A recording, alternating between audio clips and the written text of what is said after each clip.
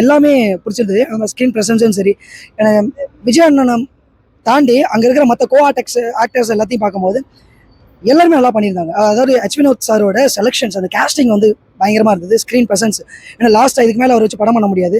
So இதில் என்ன கொடுக்க முடியுமோ அந்த ரெஸ்பான்சிபிலிட்டியை கரெக்டாக வினோத் சார் வந்து ஹேண்டில் பண்ணியிருக்காரு. ரொம்ப திருப்தியாக இருந்தது. படத்தில் 2 விஷயமா விஜய் ஜெயிச்சிருக்காரு. ஒன்று, ஒரு பெண்ணுக்கான படம், ஒரு பெண்ணோட அப்பாவை தந்தையாகவும் ஜெயிச்சிருக்காரு. இன்னொரு பக்கம் ஒரு தலைவனா, ஒரு நாட்டோட ஒரு தலைவனா இருந்தால் எப்படி அந்த விஷயமா உள்ள 2மே ஜெயிச்சிருக்காரு. ஒரு படம் ஓவராலாக பார்க்க வேண்டிய படம். ஒரு கமர்ஷியலை தாண்டி உள்ள டேட்டா வேணும், ரியாலிஸ்டிக் தெரிஞ்சுக்கணும் அப்படின்னா நம்ம பார்க்கலாம். உள்ள டேட்டா இருக்கு. எதிர்பார்க்கவே இல்லை சீரியஸா. ஏன்னா நல்லி காய்ச்ச படம் நிறைய பேர் பார்த்தாங்க. யார் வந்தாலும் ஒதுக்கியாச்சு. ஏன்னா நம்மளுக்கு இங்கே எதுவுமே போய் பார்க்கணும், ஃப்ரெஷ்ஷாக பார்க்கணும். ஸோ ரோபோட்டிக்ஸ் அது வரும்போது ரொம்ப 2வது அதனோட இந்த கிரியேஷன் ஏலாம் யூஸ் பண்ணியிருக்காங்க, பயங்கரமாக எல்லாம் பண்ணியிருந்தாங்க.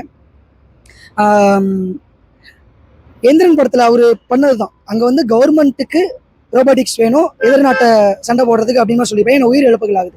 ஒரு 15 வருஷத்துக்கு அப்புறம் இன்னைக்கு ஜனநாயகன் படத்தில் ஆப்போசிட்லேருந்து அதே மிலிட்ரி இவங்க தாக்குறாங்க. ஸோ அந்த மாதிரி போயிட்டு இருக்கு. இதை யார் ஏவுறாங்க, யார் ஏவ முடியும்னா இந்த நம்ம நாட்டை பிரித்து அரசியல்வாதிகள் நிறைய சம்பாரிச்சு கொள்ளையடிக்கணும்னு நினைக்கிற இந்த கூட்டத்துக்கு இந்த மாதிரி விஷயங்கள்லாம் வந்து இங்கே ஆப்போசிஷன் பண்ணும் அப்படிங்கிற ஒரு விஷயம் படத்தில் சொல்லியிருக்காங்க. ஸோ டேட்டாஸ் நிறைய இருக்கு. ஃபீமேல் சேஃப்டிக்காக தளபதி வந்து ஒரு கொஞ்ச நேரம் ஒரு 5 to 10 மினிட்ஸ் பேசியிருப்பாரு. உண்மையாவே ரொம்ப எமோஷனலா ரொம்ப நல்லா இருந்தது. எழுந்து நின்று கிளாப் தட்டணும், கத்தணும் போல அப்படி இருந்தது. உண்மையாவே இப்போ அவர் வந்து சிஎம்மா அந்த ஒரு பொசிஷன்ல இருந்து அந்த மாதிரி ஒரு ஆக்ஷன் எடுத்தாருன்னா இன்னும் செம்ம மாசா இருக்கும். படத்துல மட்டும் இல்லாம இதுலயுமே ரியல் லைஃப்லயுமே அவர் பண்ணா செம்ம சூப்பரா இருக்கும். அந்த சீன் வந்து சூப்பரா இருந்தது. சொல்றதுக்கு எப்படி சொல்றதுன்னே தெரியல. நீங்க பாத்தீங்கன்னா அது புரியும். செம்ம மாசம். அந்த படம் ஃபுல்லாவே மாசம் தான், வேற எதுவுமே இல்லை. எல்லாரும் வந்து பாலிடிக்ஸ் ஓரியன்ட்னு சொன்னாங்க. பாலிடிக்ஸ் தான், ஆனா அதை பேஸ் பண்ணியே ஸ்டோரி இல்ல. செம்ம சூப்பரா எடுத்திருந்தாங்க. ஃபேன்ஸ்க்குமே வந்து பிடிச்ச மாதிரி கொஞ்சம் அதுல பாலிடிக்ஸ் கான்டென்ட்டும் போட்டு செம்ம சூப்பரா இருந்தது. படம் ஃபுல்லாவே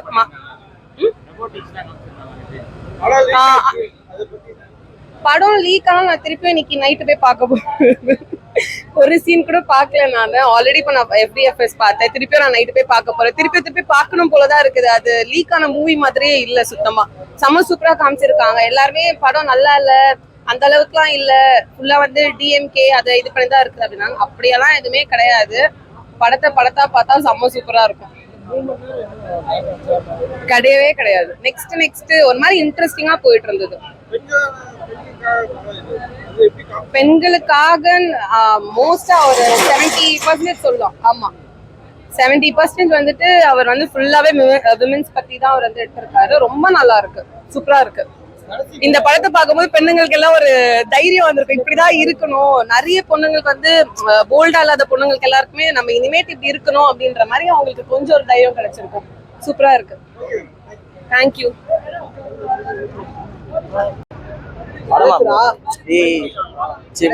படம் நல்லா இருக்குது. ஒரு மாதிரி கூஸ் பாம்ஸா, அந்த பிஜிஎம் சீனு எல்லாமே பொறுத்த ஒரு மாதிரி நல்லா இருந்துச்சு. மாதிரி வேற லெவலா இருந்துச்சு. அதுலயும் அந்த மம்மிதா இருக்காங்களா, ஒரு ஃபைட் சீன் பத்தின காம்போ அதுதான் ஒரு மாதிரி நல்லா இருந்துச்சு. படத்தையே மாத்திட்டாங்க. ஒரு மாதிரி டிஃப்ரெண்டா சூப்பரா இருந்துச்சு.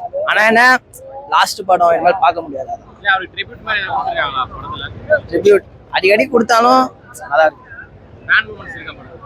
நிறையவே இருக்கு.